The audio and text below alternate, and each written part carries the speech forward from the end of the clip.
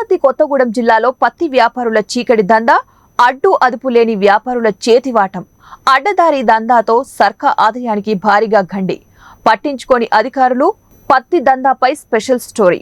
భద్రాద్రి కొత్తగూడెం జిల్లాలో అత్యధికంగా పత్తి సాగు అవుతోంది. ప్రధానంగా సుజాతానగర్, జూలూరుపాడు మండలాల్లో అత్యధికంగా రైతులు పత్తి సాగు చేస్తుంటారు.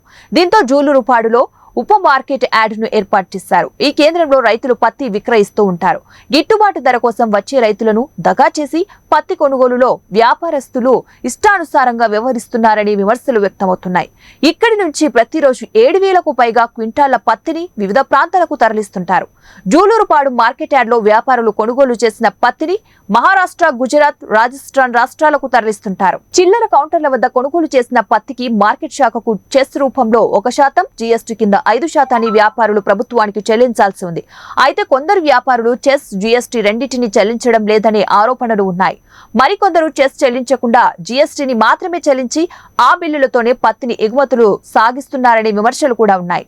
ఉప మార్కెట్ యార్డులో మరో 3 వ్యాపారులు ఒకే లైసెన్స్ మీద 2 జీఎస్టీ బిల్లులతో చెస్ కట్టకుండా ఎగుమతి చేస్తున్నారని రైతు సంఘాల నేతలు ఆరోపిస్తున్నారు. అధికారులకు మామూలు ముట్ట చెప్పడం, చెక్ పోస్టుల వద్ద లారీలను ఆపిన సందర్భాలలో ఎంతో కొంత ముట్ట చెప్పి యథేచ్ఛగా జీరో దందా చేయడం వ్యాపారులకు పరిపాటిగా మారిందనే విమర్శలున్నాయి. ఏ స్థాయి అధికారులైనా తమ బుట్టలో వేసుకోవడం కొందరు వ్యాపారులకు వెన్నతో పెట్టిన విద్యగా మారింది. ప్రభుత్వ ఆదాయానికి లక్షల్లో నష్టం వాటిల్లేలా సాగిస్తున్న చీకటి వ్యాపారానికి అడ్డు అదుపు లేకుండా పోతుంది. రాత్రి సమయంలో అధికంగా పత్తిని అక్రమ రవాణా చేస్తున్నారు. సుజాతానగర్, జూలూరుపాడు మార్కెట్ యార్డులో వ్యాపారుల చీకటి దందాకు అడ్డు వేసే అధికారులు ఏమీ పట్టనట్లుగా వ్యవహరిస్తున్నారు. మార్కెటింగ్ శాఖ, సేల్స్ ట్యాక్స్ అధికారుల తీరుపై విమర్శలు వెల్లువెత్తుతున్నాయి. ప్రభుత్వ ఆదాయానికి గండి కొడుతున్న వ్యాపారులపై సంబంధిత శాఖల అధికారులు చర్యలకు ఉపక్రమించకపోవడం అనుమానాలకు తావిస్తోంది.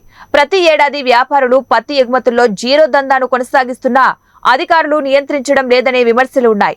ఇప్పటికైనా అధికారులు ఈ జీరో దందాను అరికట్టాలని రైతు సంఘాల నేతలు కోరుతున్నారు.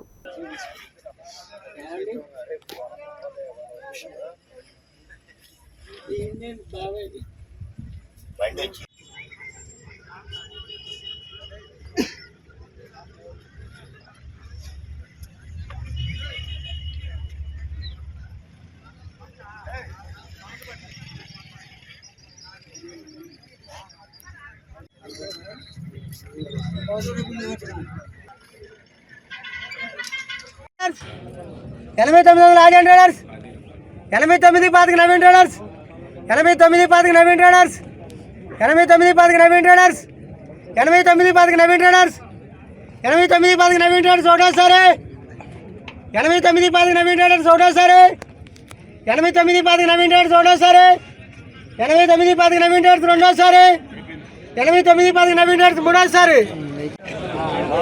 ఏం గుర్తు